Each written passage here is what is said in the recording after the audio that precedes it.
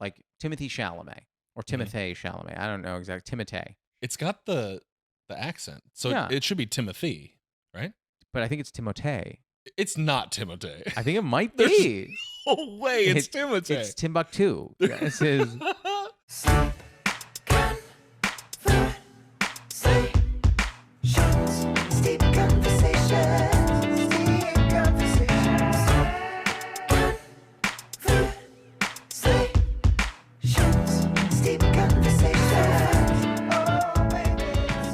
But no, after my credit card was declined and she read through, not only did she hit the Salt and Straw charge, she also starts reading some charges that, like, I don't really remember that I spent. And she's like, I see 2 back-to-back charges at Starbucks. Was one of those fraud? And I said, no, one was coffee. And then I saw a cake pop. And then I went back in and bought it. And she goes, sorry, do you actually make 2 separate purchases? I'm like, yes, I needed the cake pop and I went back in. And she's like, okay, I was just checking, sir. And again, I was like, did you get the cake pop first or second? This is for the record.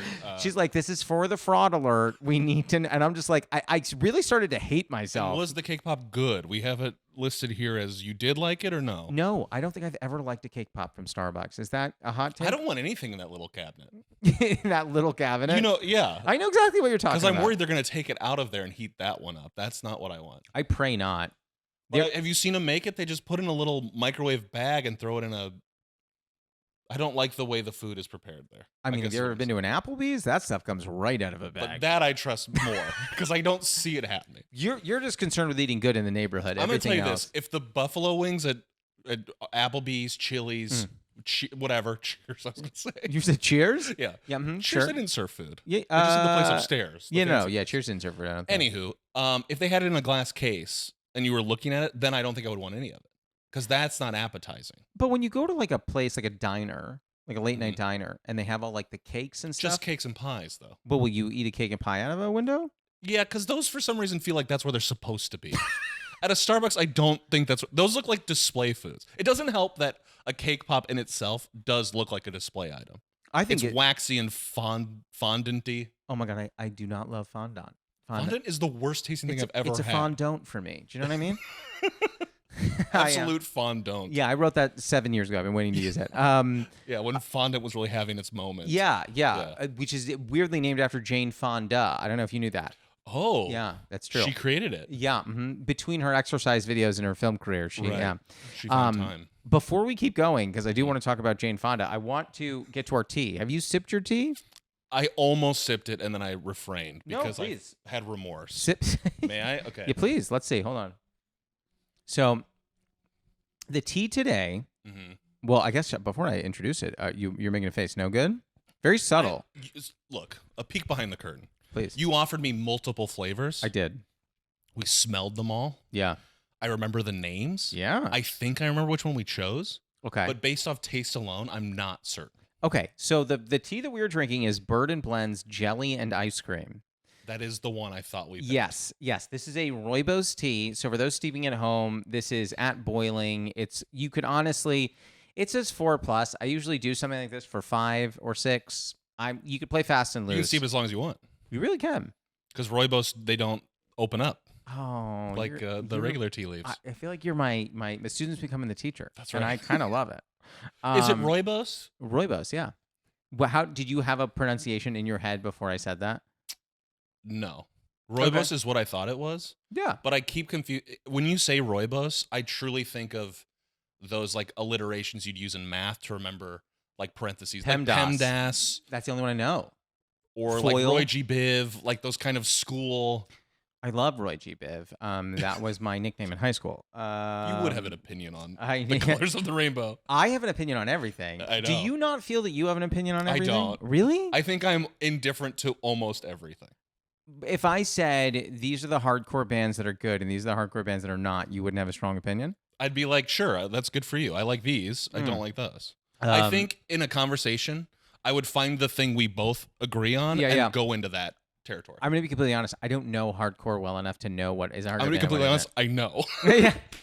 Everyone knows. You do. Could you name a hardcore band? The thing is, I don't know what the genre is. So, like, probably, like, when I think about the bands that I listen to, in my younger years, like I don't know if any of them fit the hardcore label. So like obviously like bands like Taking Back Sunday and things like that were more on like the screamo side of the house, and I don't think that's really hardcore. No, I would. They're barely on the screamo side. That's more like full blown emo, like third wave emo. That's like third wave pop emo. punk emo. What is second wave emo? Or just like earlier emo's more like Dashboard. Well, they're kind of pop punky too. But the guy from Dashboard came out of a hardcore band. Now that's a whole other subgenre of like hardcore bands that don't go. Then they like branch off and become a new band that's either more pop punk, more poppy, and that takes off. Do you think that the people who start in a genre and pivot to another genre do it because they enjoy the genre as much, or because they think they could hit more success in the second genre? I'm willing to bet it's sometimes success, but also just like boredom. Well, I mean, like I want to do something else. You know, like not that this is the pinnacle of the height of music here, but like Sugar Ray started as a much more metal based band, sure, and then all of a sudden released Fly. Or like Smash Mouth was like a full ska punk band. I think they almost kind of held on to it. But then you listen to their big hits, and they're kind of more doing this kind of nostalgic 50s retro, like swing alternative sort of thing. I loved the album Astro Lounge. It's a good record. Yeah, it was really good. And I also loved the song Walking on the Sun. It's a great song. And then unfortunately they made the song All Star, and then everyone was like, who are these guys? You know what I think is so funny about All Star? And we can stop this if you don't want to talk about it. All Star. It's so personal to me that I really don't want you to say anything about it. All Star was not written for necessarily, but it was on the Mystery Men soundtrack. If you remember the film Mystery Men with Ben Stiller, I remember, amongst others. Hank Azaria has an incredible turn in Mystery Men, as does Janine Garofalo. Great film. And William H. Macy. Music video tie-in with All Star, or with Mystery Men and All Star. It's a tie-in music video. I didn't know that. You remember there's the scene where they audition everyone, like audition Absolutely. superheroes? In the music video, it's the band Smash Mouth instead of the Mystery Men. Or maybe they auditioned too. I can't remember exactly. But anyway, remember that awesome limo sequence? Yes. They put them into that sequence. What happened to those kinds of crossovers? So I miss it. I remember there was a Timbaland and Aaliyah song, Pick Yourself Up and Try Again, that had a tie-in with Romeo Must Die, and that was laced through the music video. I think a lot about Ghetto Superstar. Yeah, ODB. Bullworth. From Bullworth, a movie I had no interest in seeing. I still haven't seen. I haven't seen it either. But at 7, I was like, I need to see this movie. That's all I wanted. Remember he was coming out of the guy's mouth in the cover? I didn't understand the cover. I will say, and this is going to date me, it's fine. When I used to go to like video stores, I really picked based on the cover a lot. Absolutely. Yeah. The cover did so much to decide whether I should see this. Like, I'm trying to think of an example of a movie that truly ended up becoming a movie I genuinely enjoy and will watch anytime. Like, if it happens to be on a streaming service and I spot it, I'm like, oh, I got to check this out. The movie Go. Yes. Got me because of the cover. Great cover. Yeah, it's a great cover. I always look at the cover, flip it around, and be like, yeah, that sounds reasonable. Yeah. What's the guy's name that did it? It's his first movie. I wish I could remember the guy's name. Well, it's so funny because with the way I can talk to you about like in a podcast, I'm like, we're probably not going to use this section or that section. I feel like because you did everything reviewed for 4 years. Yeah, I think 4. By the way, folks, you can still go and subscribe to Everything Reviewed. It's coming back. We've been talking. Is this an exclusive? Well, we only ever went on hiatus. I remember, but it's been on hiatus for a while, and there are certain people. I'm not naming any names. Who has heard every single episode. Sure. And I would like it back. We want it back. We're bringing it back. We can say it's an exclusive. Yeah, make it an exclusive. We don't have an official date yet, but it will come back. When you and Justin would riff on the episodes, would you ever like riff for a bit and go, we need to cut that? Constantly. Yeah. Are you kidding? You're like, I bet that is in every recording. Just cut that, edit it. Yeah, we would say that a lot. And we'd tell our guests, we'd be like, we can cut anything, so like, feel free to do anything you want. I don't know on the episodes we did together what I said. By the time I would leave, I was like, I don't know actually what came out of my mouth. Buddy, we were living it every day. Yeah. We'd tell stories like, I think we've told this before, and then forget. My favorite thing, because for those that have never listened, there was a chunk of episodes where you recorded in the car. I think it was during COVID. And you would just talk about things you're seeing. You're like, what is that woman doing? What is she? Because she's walking over to her. That's not her car. There's a lot of that. Yeah. We'd be in parks. There'd be like kids taking their shirts off and be like, we're recording. We can't. I hope you weren't like. And it looks suspicious. There was one time a guy came and worked out right next to us, and he left his doors open with the music blaring as like his radio. Why didn't you move your car? Well, you were in separate cars. And we were going. We had already parked and started and tethered our cars and everything, and then he was doing that, and we were like, okay, well now we have to move. So it's funny because you did the podcast incredibly well. You had a podcast before that. Did, yes, in defense it was called. Yeah. And you did that. You're also an improviser, and you also do a lot of sketches. Mm-hmm. What if you're ranking? I don't want to make you choose your children here. Oh, what's the order? Ooh, I mean, I love all my kids, right? Of equally. Course. I mean, my first podcast can be last. That's, yeah. That's I was just saying podcasting in general. Yeah. Now I do want to say Everything Reviewed is the name of the podcast. Yeah. Justin Sherman, my co-host. Yes. Great comedian. He gets Great a lot guy. of mentioning on this pod, by the way. I've heard him in the Perkins episode. He was your first guest. First guest. Great episode. Listen to that one too. Yeah. A wonderful man, a wonderful friend. Just want to make sure we got that all out there. Yeah, and when we're gonna cut it, and you can cut this. No, 100%. Yeah. Love doing the pod. Love doing sketches. It was improv and sketches, podcasting, and your inevitable entrance into stand-up. I'm gonna say sketches number 1, pod number 2, improv number 3, and a distant 4 is future stand-up. Well, you haven't started it yet. I've done it a few times. Don't forget I did that Hot Wheels bit in college. Here's the thing. And you wrote that on your notes, my Hot Wheels? I know. I've got it down. Yeah. I've got it down that you did the Hot Wheels bit. I love the Hot Wheels bit. Thank you.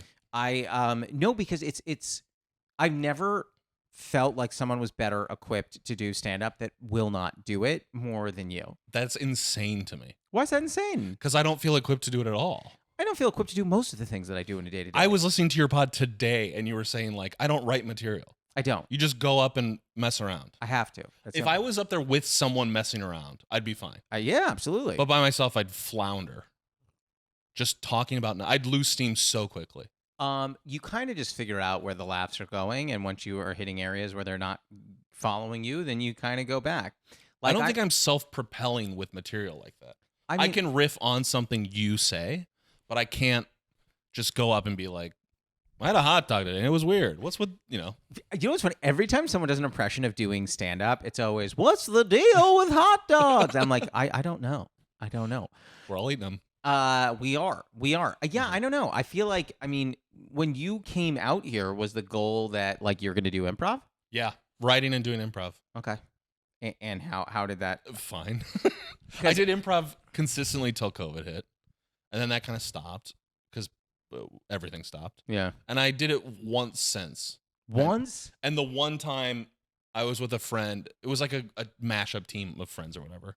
It wasn't Cobbler. It was not Cobbler. And one of my friends, Caitlin, we were sitting in the crowd and we were both like each other like, are we done with this? Is this the end? It's so funny because I had this thought the other day where I was like, I love ice cream. I eat ice cream a lot.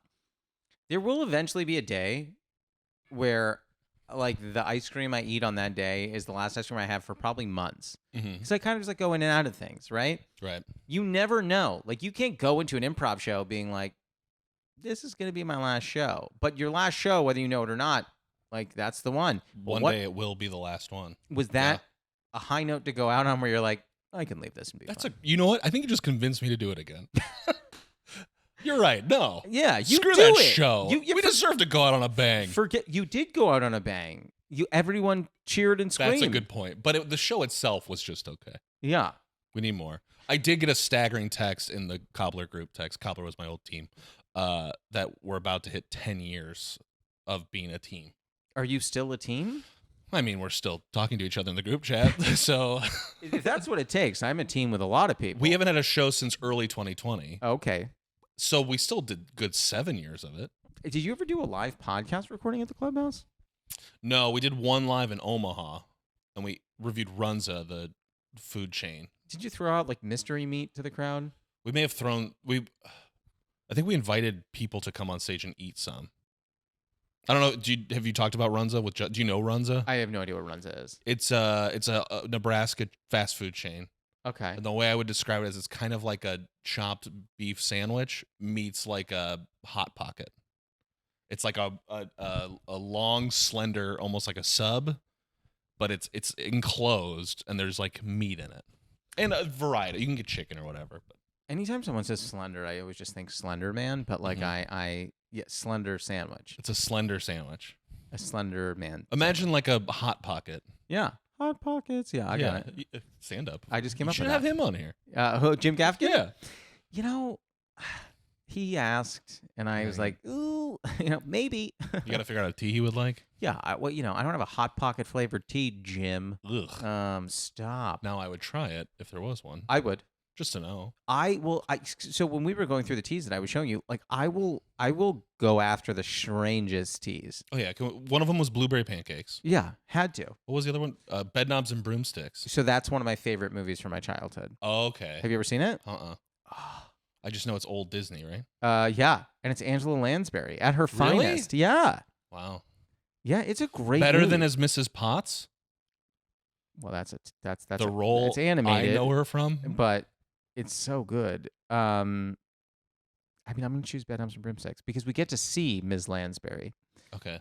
proper. What can you give me the one-liner on what it's about? I don't even know. Yes, it is a woman tasked with looking after 3 kids. I think that they might be orphans. I don't remember. It's been a minute. But tasked with looking after 3 kids, and she happens to be into magic and cast a spell on the bed knob, and when you turn it 3 times, you essentially can travel to different places all around the world on the bed. Oh. So it's like a teleporting bed. Kind of, yeah. Okay. You can't go to like the dinosaur times, but like you Not can time travel, simply Yes. teleportation. Right. Well, and at one point they teleport into an animated experience. Oh. So Yeah. it's not just physical location. There is some Yeah, they went into animation. interdimensionality. There are some movies back in the day where they played a little fast and loose with the rules. Oh, sure. Yeah. Yeah, they're like, well, the rules are you can't go back in time, but you can go into an animation. And they're like, yeah, sold. Yeah, let's make 2 of them. I mean, that's kind of Totally. Yeah, it was great. Okay. What was did you not have a childhood movie where you're like, this is my movie? Ooh. At that age. I mean, if we're like a big one for me was D2 the Mighty Ducks. I mean, Specifically 2. well, that's the best one. Yes. And I would argue you don't need 1 or 3. I like part of it. 1. One's fine. I don't know that I even consider 3 as part of the You Mighty shouldn't. Ducks. But 2 is the one with the opening with the rollerblading in the mall. And through the Mall of America, yeah. It's one of the best openings ever. Great. Now that brings me to a really important question. Is Uh-huh. that one of the influences as to why you've become such a big rollerblader? Honestly, maybe. It could certainly be. Do you ever talk about how much you enjoy rollerblading? I feel like I associate you very strongly with rollerblading. I love rollerblading. How often do you rollerblade? I try to go every week, but it's been a lot longer than that. Where do you go? Do you just like go out, like maybe put on like some neon shorts, maybe a fun headband, and just go on and do your thing? I'll do my little exercise shorts. I'll do some champion mesh shorts. But when we all have them. When I first got back into it, I was wearing an old pair of jeans because I was worried I was going to fall. I was like, well, at least I'll have the protection of the denim. Did you ever play hockey? I did. So that's got to help you. But I didn't start until 8th grade. So this was after my Mighty Ducks love. So everything traces back to the Mighty Ducks. I was connecting it, but yeah. Yeah, I think that the Mighty Ducks, there's a scene, you may not remember, it was cut, where they had a podcast where they review things. And I feel like this all just it could have used that. Yeah, well, I think it all traces back to your influences. I can't brake on rollerblades. I mean, it's hard. You like lift your kind of the front of your foot up so your heel goes down, but like you don't If do you like a have a hockey brake. stop. I took that break off. You do a hockey stop. I do the T stop. So one foot remains forward, the other one you turn to a 90-degree angle and you drag it. Oh. So you're just one of them. The problem is it wears your wheels down a little. So you got to use it sparingly. And you got to switch. You got to be left foot forward for a bit, then right foot forward for a bit. You can also do the like bow your legs out. I do that. I do that on skis. Yeah. Yeah. Do you pizza and French fries? Yes. Do you catch the eyes of ladies when you're rollerblading? So many. Honestly, I don't think so. I'm being serious. I don't think so. I see people skating. I have this one bike path I love. Yeah. In Burbank, the Chandler bike path, it's called. Classic. Yeah. And I think it's about 3 miles from end to end. So I'll usually go about 4. I'll do like 10 miles. And I'm like, I'm too tired. I got to go home. You'll do 10 miles? Yeah. I don't even drive 10 miles. You know, like That's true. Driving 10 miles in this city, it's brutal. you can't.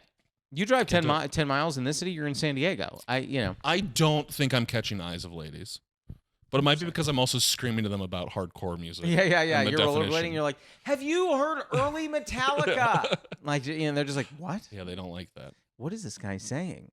Do you lead in a dating sequence? Do you lead with the fact you're like if they're like, so like, what do you like to do? And you're like, I rollerblade. I've brought it up, certainly. Yeah. Okay. Look, I have the things I like to do, and I like them. I'm not ashamed of anything. You shouldn't But I'm be. also sometimes aware of, like, maybe don't lead with ska music. I mean, dude, I get nerdy about tea. Like, I'm not standing on a pedestal. Yeah, but you got it locked down. You don't have to think about that kind of stuff. I think had she known that I was this big into tea when we started dating, she might have headed for the hills. Maybe. You did accuse her of breaking the tea kettle earlier. I do think that she did damage the tea kettle. I stand by that. She got the coil part wet. Yeah, which you're not supposed to do. I understand that. Should I end our engagement? Probably, call yeah. it off. Yeah. I've been wondering as I've been engaged, like because you hear of people that call off their engagement. Sure. I've been like wondering, like outside of cheating, does anyone ever call it off? It's like, I'm just not feeling it. I'm sure. It's just Really? like, you know what? I don't think I want to do this anymore. That's crazy to me. Yeah. I had to be so sure that I wanted to spend the rest of my life with someone before proposing that by the time I proposed, I was already so deeply convinced that I was like, oh, I'm good. How long were you together when you proposed? 4 years. Okay. Yeah, Yeah, so it you had was- plenty of time to realize if she screws up the tea kettle, we'll get a new one. No, I'll tell you right now. If she screwed up that tea kettle, engagement over. Wrap it up. We're done. Wrap it up. Yeah. Understood. But yeah, no, I waited for a long time. I don't take enough risks in my life, and so I wouldn't do it romantically either. I want to be sure. That's fair. Are you It's a big swing. huge? I can't fathom proposing to someone. Oh, it was so scary. I even knew she'd say yes, and I was still Yeah. like sweating out of the front of my knees. How long were you on the knee? Well, when I was on the knee, she wasn't facing me at first, so Right. I did have a bit of time to be like, hey, Jess, and then she like turns and genuinely had not clocked what was happening. It just goes, "What are you doing?" and I What you doing down there? yeah. What are you up to? You find a pebble? And then did you say all your stuff before? No, she's The like, ring? what are you doing? Then I was holding the box. Okay. And then I motioned her over, and then she figured it out and goes, "What are you doing?" And I was like, "Can you come here, please?" And then she lost her mind. And then I cried. I made it about a sentence and a half in. Of course. Cried. She did not cry. And then I asked her, and she shook her head yes. And then I, in the most romantic way possible, said, "I'm going to need verbal confirmation." Good. Yeah. As if she was sitting in an exit row. Like, Yeah. I need to hear the word. Do you feel willing and able to assist your fellow Right. passengers? And you are on the road we call life. Yeah, on that road. Yeah. Uh-huh. I mean, where are your emotions in terms of being an emotional person? Like, do you think if or when you propose, you will cry? No question. I will Yeah. cry. I'm I cry all the time. I do too. I cry at almost every movie now. What is the last movie you cried at? Oh, I mean, none come to mind. But just anytime it's like doing an emotion, if it's going for emotion, I know what it was. Last week, I was visiting friends for Thanksgiving. Love it. Not to date the episode. No. And we watched Home Alone. And I cried at that moment when he's looking for his mom in the house, and then he goes outside and he sees her. And I cried. When you didn't cry at the part where the man talks about how he's estranged from his son. Oh, yeah. I wasn't paying super close attention to that part, I'll be honest. It's a beautiful But part. that is a sweet part. I saw a movie in theaters called The Holdovers. And a Paul Giamatti flick. And The new Alexander Payne. Yeah, I should have. I want to see it. It looks good. I should have tear. A little slow, but I liked it a lot. Not everything needs to be speedy. Sure. It was a little slow, but I thoroughly enjoyed it. And I'm like, it's weird to think about the movies I've seen recently where it was like I saw Thanksgiving and then I saw The Holdovers. Did either of those make you cry? Well, The Holdovers made me cry. Did Thanksgiving make you cry? No. Okay. Did you see it? Not yet. I do want to. Because you're a big horror movie guy. I do like scary movies, yeah. This is as good a time as any to go to our first segment. Are you ready for the Newly Friend game? I'm so ready for the Newly Friend My game. boy. Let's go.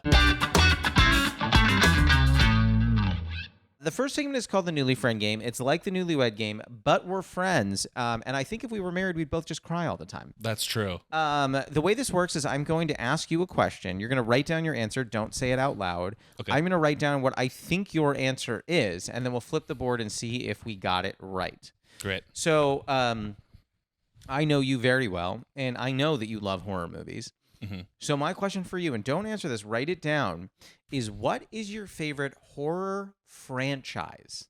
Oh. So not favorite movie. What is your favorite horror franchise? There could be two. Well, I'm right. between two. You're betwixt two franchises. Flip your board on 3. 1, 2, 3. Flip. Friday the 13th, you wrote. I wrote Halloween. That's good. What makes you like that franchise so much? The first Halloween is the best movie of all the Halloweens, all the Friday the 13th, all the Nightmare on Elm Streets. I think the first Halloween is the best of all those. Holy crap. Okay. But I will say, all those franchises have stinkers. Halloween has the worst stinkers of all the franchises. I thought people said that Nightmare on Elm Street 2 is the worst. 2 has its merits. 2 people say is like absolute shenanigans. It's crazy. It's also, it's like there's like a whole homosexual element to it too. I know that the LGBTQIA community loves that film. Yeah. It's been interpreted to have like kind of queer coding to it. Did you feel that? Absolutely. I haven't seen I think if you watch, you're like, yeah, what are they doing? if it's not queer coded, why are they showing? Why is the movie being presented this way? I guess. Interesting. Yeah. Okay, so what was the big stinker in the Halloween franchise? Well, I don't want to spoil anything. Oh, I'll go back and watch them, but like no. So like the first 3 I think are good. That's a pretty And good 3, I don't know if you know, 3 does not have Michael Myers in it at all. It does not take place essentially in that universe at all. So people were mad because it came up. Now I will say, I think it's a great movie, but it's more like a Celtic witchy sort of horror movie, and there's no serial killer to it. There's no guy with a knife stabbing people. I have discovered in going back and watching a bunch of horror movies, a lot based on your recommendation, which I really appreciate because they helped me form my opinion. My opinion after watching a few different horror movies, I lean towards slashers over anything else. There is something to the tension release kind of ebb and flow musically of like you can feel, oh, there's a kill coming. Oh, here comes it, and you're like, how are they going to do it? And there, you see someone in the shower, you're like, okay, how are they going to get killed in the shower? Or are they not going to? And there's this very nice expectation that plays with your head of like, are they going to do the thing I'm expecting? Are they going to do something different? Yeah. That's why I hate anytime there's a scene in a movie where it is facing the driver in a car up by the side profile. Oh, yeah. Because I'm like, if this doesn't get hit, you just put me through hell. And if it does get hit, what a nightmare. Because you know that they're going to go through and you're going to see the car coming through the window. Is that what you mean? Yeah, that drives me crazy. Cannot stand it. Because there's no reason. A similar thing, and now I go back and it drives me crazy. Anytime a character walks into a street, and you're like, they're going to get hit by a bus. Oh, it happens so often. I just rewatched Hot Rod, a movie I love. Oh, Hot Rod's great. And there's a gag where he walks into a street slowly. You're like, I know he's going to get hit by a bus. You know what movie I didn't see it coming was Mean Girls. Yes, that is an exception. Because it breaks genre. You'd never think that would happen. Yeah, no. I was watching, I'm trying to remember what movie I was watching. I watched a different movie recently where somebody just gets hit by a bus, and I'm like, what? What is happening? It always annoys me because you just see it a mile away. I saw a movie recently. I mentioned this in the pod already, but I have to say it again. I saw a movie recently called Slaughterhouse. I've seen the trailer for Slaughterhouse. It is the most absurd movie ever, and crazy things like that happen. I don't know if that exactly happens, but crazy things like that happen where I just go, you know what? I'm not even going to try to guess what's going on because at this point, at one point, this is not spoiling anything. The sloth logs into a girl's phone, is upset at her Instagram posts that she's been posting, and then steals her keys and drives her car away. A sloth logs into someone's phone? He uses Face ID and points it at the girl, so her face opens the phone. Is she like trapped, or she's just sleeping? Oh, which also I don't think it works. don't they have like are their fingers like entirely nails? Yes. How could it swipe? I don't know. That's my issue with the Yeah. killer sloth. Well, movie. yeah. How do you swipe on the phone? When I was watching it with Jess, she's like, oh, okay, so the sloth is gonna suffocate her with a pillow, and I'm like, sorry. So the sloth driving a car didn't do anything for you. It was the suffocating thing with the pillow, which really just it drove you crazy. Did they show the sloth start the car? No, they saw it grab Just- its keys and go I into would the love car. to see it like turning the engine on, Well, you adjusting the mirror. You hear the sloth go, "Ugh, the Ten, alternator's not turning over. And you're like, what? Wait, so let's finish the newly framed Oh, yeah, game. We'll do sorry. the same question. No, don't apologize. You're great. We'll do the same question for me. What is my favorite horror movie franchise? And I think, unfortunately, for better or worse, I think you now have some hints. Flip a board on 3. 1, 2, 3, flip. Shh. Oh my, you got it wrong. You wrote Friday the 13th. I wrote Scream. Because you really talked about. We didn't talk about Scream. I intentionally didn't talk about Scream because I knew it was my answer. So you saying your clue was that you did not mention it? No, my clue was like I like slasher movies. Oh yeah. Yeah, and That's a good answer. I love the Scream movies. I was so scared to see them as a kid, and as an adult, I watched them, and I watched every single one.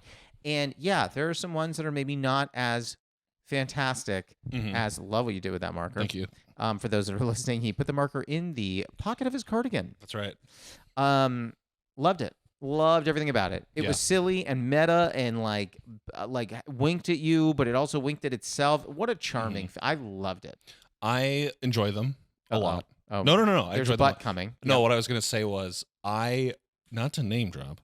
I worked on a little show called Roseanne / The Connors, and got to know. I'm gonna blank on her name.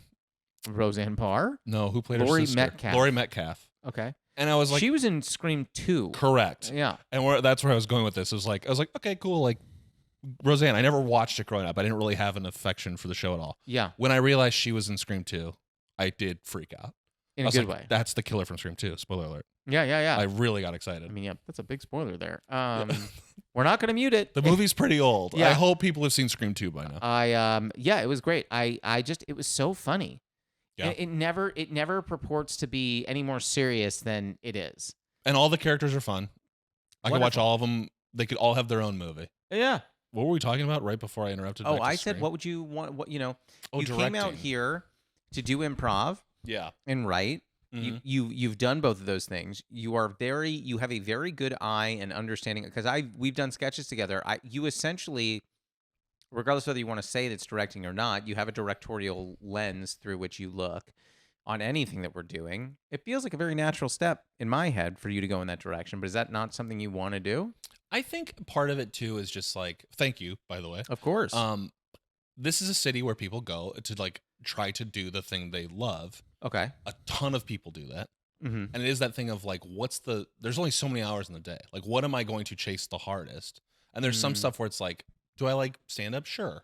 I could do it. But am I going to go hit mics every night? Like the people I know that I think are so good at it, like you and Justin and many others that have been on here. I need it. Yeah. Go on every night. And I think they're the funniest people in the world. And they're still struggling to climb the ladder. So I'm like, why would I put energy into that thing if I don't even feel I have enough? You know what I mean? Or like No, I acting, get that. I feel that way too. I love to act. Yeah, very good actor. But I don't want, thank you. But I also don't want to like go on auditions. Yeah, I think about that, but I also often think to myself the phrase like, why not me? Right? Sure. Like when you see someone like Timothy Chalamet or Timothée Chalamet. I don't know exactly. Timothée. I think. Timothée. Is it Timothée? I think so. Yeah. So, and I think he's super duper talented. If Like, it's just Timothy, he should just spell it the normal yeah, way. yeah, I don't think it is. I think it is Um, pronounced Timothy though. But I think it's French. It's got the accent. So Yeah. it should be Timothy, right? But I think it's Timothée. It's not Timothy. I think it might There's be. No way, it's Timothy. It's Timbuktu. This is. You're kidding about Timothy. No, I don't think so. You think it is Timothy. I'm not saying I think it is. I'm saying I think there's a very distinct possibility. There's a it's Timothée. non-zero chance that it is Timothy. Correct. Now, Okay. is it like Timon and Pumbaa? No, but like it could be. I want this to be a clip, and I want you to get destroyed. Yeah, because people are like Timotei. How did Daryl Hammond say it? That's how I go. Like, my brain goes to like, have I heard Don Pardo say this name? Well, first off, I think it would have been Daryl and not Right. Don for. But I for- was- yes. for Timotei. But should I just continue with it for the rest of the episode? Timothy. Timotei. Mhm. I think he said it once on Graham Norton, Okay. and he corrected the pronunciation, but said, "I don't correct people on it." Okay, that could be. Right. So like I am one of those people who like my last name would be mispronounced by teachers my entire life. So little in terms of the actual mispronunciation. It was Lanzet instead of Lanzet. Right. But I was someone who would be like, "Oh, it's actually Lanzet." Sure. Good. You know, and I would do that. But there are people who, if they got close, like if they called you Joey Bergren, which I'm sure All has the time. happened, Yeah. you might be like, I'm just gonna let it go. If it's like, if this is the only time I'm going to hear this, I don't care. But if they're someone you're gonna see a lot, you're like, it's actually Bergren. Yeah.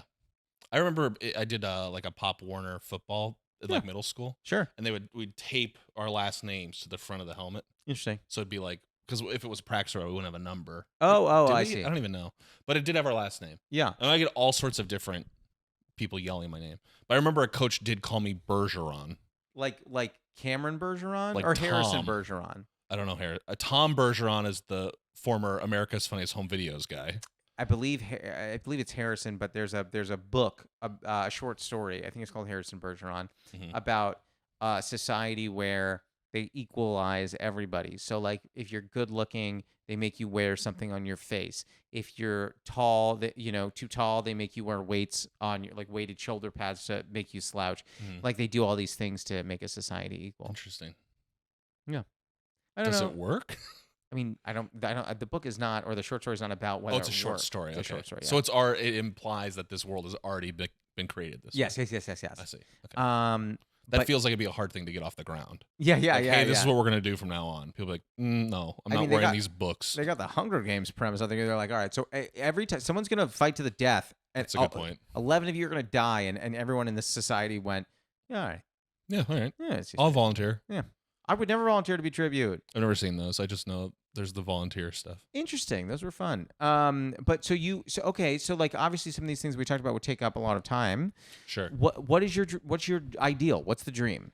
You can snap your fingers. The dream has arrived. What is it? I would really like to write for a show. Okay. Not your own show. Or my own show.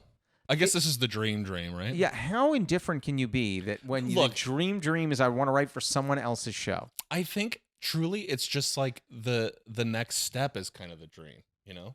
But honestly, truthfully, what I've always said is like, because people talk about fame or whatever, I just want to be known for the things I want to do. Which are what? Comedy stuff. Okay. Writing, performing, whatever it may be. But I would like to be known as like, I want that to be, if I had a Wikipedia. You want to be the next Key and Peele. Both of them? Well, I figured you and Justin would each take one. That'd be great. I'd love that. Yeah. A sketch show would be amazing. Right. Do it like a Tim Robinson career would be stellar. Tim Robinson is someone whose comedy is the most specific to him of anybody ever. And there are those of us, I think you and I are in this camp, that are like, this is the greatest thing I've ever seen. Absolutely. And there are other people who watch it, because I've seen this happen, where I Yeah. try and show someone a clip where they go, what is happening? And I'm like, I guess it's a kind of if you get it, you get it kind of Yeah. stuff. It is interesting because I've had that same thing too. I'm like, why is this not hitting? But it does hit. There are celebrities that stop him on red carpets to be like, oh my God. Totally. But then there's other people, I've had the same thing showing to people who's like, I don't think this is funny. Or I think it's all the same. And I'm like, I guess there's a world where you could think he's getting angry every time, but he's not. Right. The thing with it too, and maybe it's a little inside baseball or whatever, but like knowing how many layers there are to the joke. Oh yeah. Because I think we're also thinking big picture, like not to navel gaze, but just there is like the further down you dig, the more you're like, oh, they set this up, or this one line implies this. And do you have trouble watching sketches because you write so many of them that you're like, I love watching sketches. Interesting. For that very reason. Because you can, I would think you dissect them so hard, you're like, oh, I think it's kind of like the horror movie where it's like, I once you see the patterns, you're like, I want to see how closely how close this cover is to the original before it does something like, oh, that's a fun take, or that's a unique twist. Interesting. Yeah. I mean, like I once saw a sketch where there were 7 Kevins, and no, I'm kidding. For those listening, that is Joey's sketch. I only wrote the music on that one, and by write I mean I rewrote the theme song. Right, but I just mean you and I consider all of those you and Justin. But that one they did without me for the most part. Oh, okay. Yeah. I consider all. I just want to take credit for Justin's beautiful brain. I think the two of you, you two are very complementary seasonings.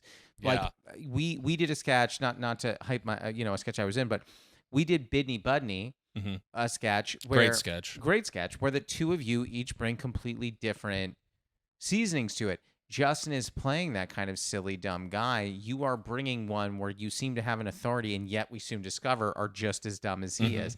I like that. Yeah. I think that the two of you have very nice complementary approaches. You know what I mean? We like working together. I'm very lucky to have that guy, and you're phenomenal in that sketch. By the way, but keep going. not just saying, you're really. Everyone should watch it. No, it's great. It's a really, really good sketch. This feels like as good a time as any to go to the lightning round. Are you ready? Yes. This is the lightning round. It's the 5 questions we ask every guest at the end of an episode. They're 5 fast questions. They do not have to be fast answers. And I use an index card because it makes me feel like a late night talk show host. It's a big card, too. So that's the thing.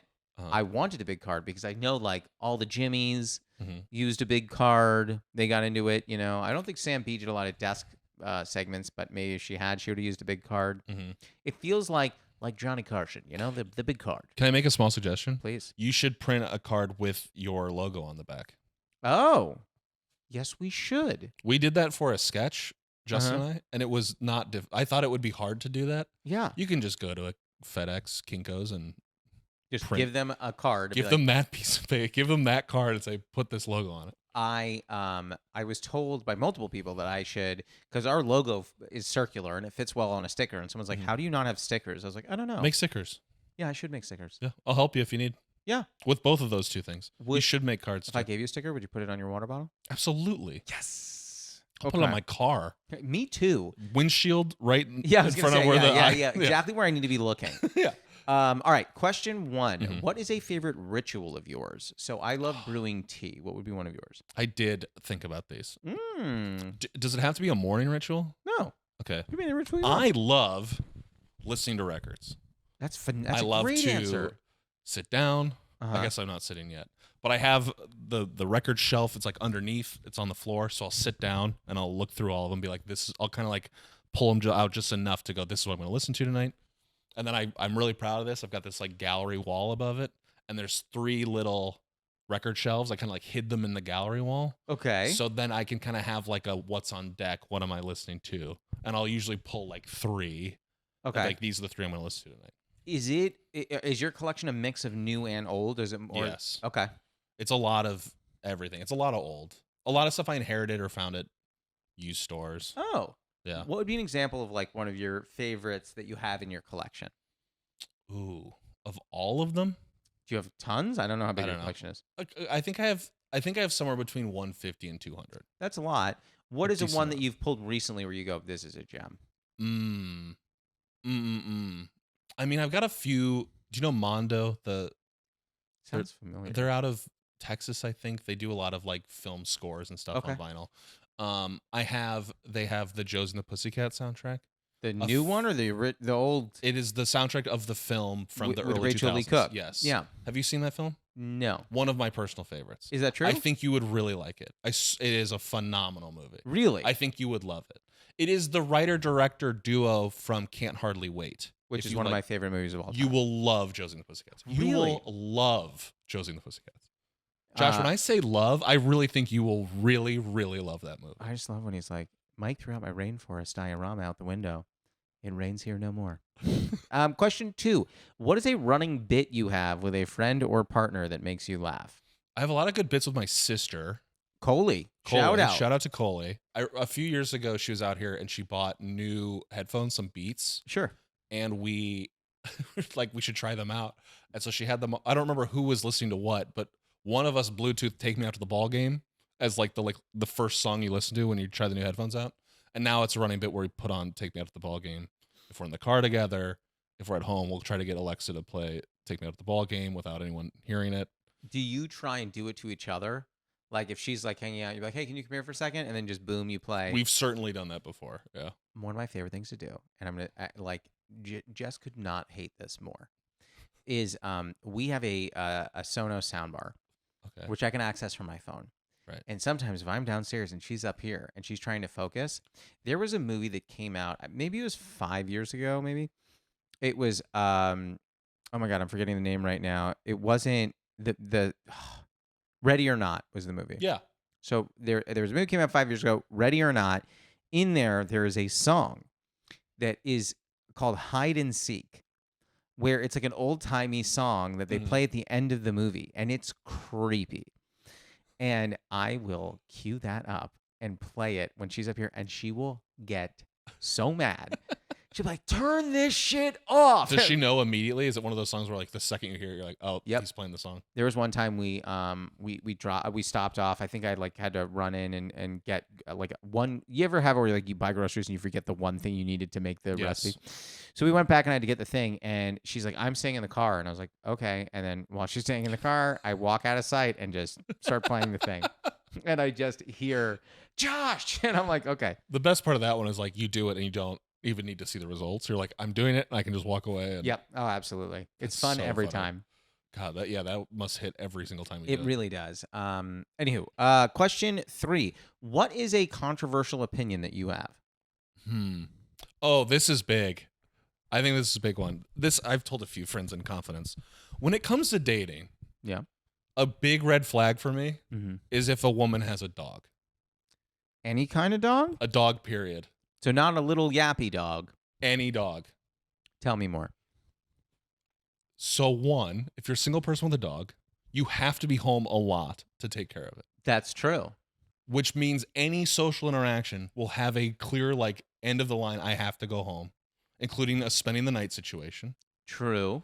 And as a person who doesn't have a pet, the couple people I've lightly seen who have a dog, specifically a dog, suddenly I got to go over there all the time. Suddenly, and eventually gets to a point where it's like, well, could you take him out?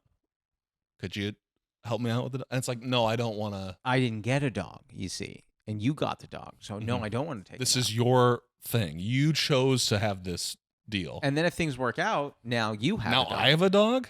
Yeah. So, look, I'll give a person a chance if they have a dog. It's certainly not a, like, no-fly zone. But it is a red flag. But it is for sure something I'm conscious of immediately. Now, for you, you're saying if a woman has one, do you think that if a woman is single, she's dating a guy, same thing? Guy having a dog, red flag. Presumably. Mm-hmm. I would certainly understand if they're like, yeah, I don't want to date guys with dogs. I'm like, hell no. I agree. Question 4. Have you ever experienced imposter syndrome? And if so, is there a particular moment that sticks with you? This one, what? Define imposter syndrome. Feeling like a fraud, doubting your own abilities, feeling like you've been given an opportunity that you personally don't think you deserve. I always thought it was just that last thing of like, I'm not supposed to be where I am. Well, feeling like a fraud, I think, plays into that. You know what I mean? Like if you wouldn't feel like a fraud if you're sitting on your couch. I mean, maybe you would, but like That's a good point. I would feel like a fraud if I'm put in a position where I don't think I deserve it, or I don't think I'm prepared for it, or I think other people would be better choices. Yeah. Like, you know, this is one on a minor scale, but like our mutual friend Justin is always like, I think you're going to make it as a comedian, blah, blah, blah. And I'm like, when is he going to realize I suck? You know what I mean? So it's like stuff like that. You can have them on a micro scale. Yeah. I don't think I have it that much. That's great. To be honest. Like, for example, what you just said with Justin, it's like, because he said similar things to me, or you've said similar things to me. Yep. These are people I trust. Because I think the same about you guys. Sure. So it's a thing where, like, at this point, I believe you. Yeah. If my childhood neighbor says, I think you're going places, I'll be like, thank you. And then not really take it to heart, you know? Well, your childhood neighbor would be like, I've got some you use in one of your sketches. Could one you of your ask skits. your dad where the lawnmower is that I lent him? Yeah, yeah. But, yeah, not really, I guess. No. That's a great answer. I don't think. You don't need to. I'm not trying to tell you that you have. I know, but it feels like a thing that's bad to not have. Why? I don't know. Yeah, I think you have imposter syndrome about not having imposter syndrome. Maybe that's it. Now we went full circle. I actually think you're right. I think I do have imposter syndrome about having imposter syndrome. But I think we've hit it. Because now I'm like, I should have it and I don't. Yeah, you know how they say if you dig deep enough, you know, you hit the other side of the earth. I think we just did that. Yeah. Our head popped up in Beijing. Yeah, sure. If that's what the other side of the which world I'd like to visit. My geography is not good enough to be able to tell you. If we could go through and be there, that'd be great. I genuinely don't know if we drilled for the spot we're in right now and guy came to the other side. I have no clue where we'd be. I don't think it'd be Beijing. I don't know. You hit the core in magma, and we can't. Well, then and then we're done. There's no part of me in this conversation that thought we should try this, but I am. I have had the thought of like if it was a clean hole, if it was a tube with protective siding, through the earth, at some point gravity would pull you back the other way. I think that there's got to be a website you can Google where you put in an intersection, an address, whatever, and it tells you where the opposite point is on the Earth. Certainly that exists. Got to be. Can you like flip longitude and latitude? There's got to be a mathematic way to just be like, oh, just make the negatives positives, and now you're on the other side. Lungies and laddies. Yeah, if you just flip the negatives, is it? I genuinely don't know. I don't either. You're touching on a topic. I mean, geography is not for me. Why did I think you would know when I definitely don't? I certainly don't know. I think of the two of us, it would be you, not me. I don't think that. Well, I think that now we both have imposter syndrome. Yeah, that maybe. Final question for you. Okay. I typically ask people what their favorite tea is, but I know you're not a big tea drinker. So I would say, what is your favorite tea or what is your favorite comfort? I've got 2 pairs of socks that I love. Yeah. I don't know why. They're just like gym socks. They're Mishka brand, if you know them. I don't. But it's got a little eyeball on it, and they're just very comfortable. But they're really warm. Okay. So I only wear them if it's like a cool night, and I'm like winding down. It's the day for these socks. I love that. And I think because I only wear them when it's chilly and I want to get comfortable. Yeah. They're like my go-tos. Oh, that's a great answer. Socks. Okay, well, that's the pod. How do you feel? Great. Good. Thank you for coming. Thanks for having me. Yeah. This was great. That was Joey Bergren. You can find him on Instagram, TikTok, and Twitter at Joey Bergren. We'll be back next week, so until then, happy steeping. Yeah, no, most people I've dated, like, I hope they're all doing well, and I hope life's treating them as well as it can. Wow.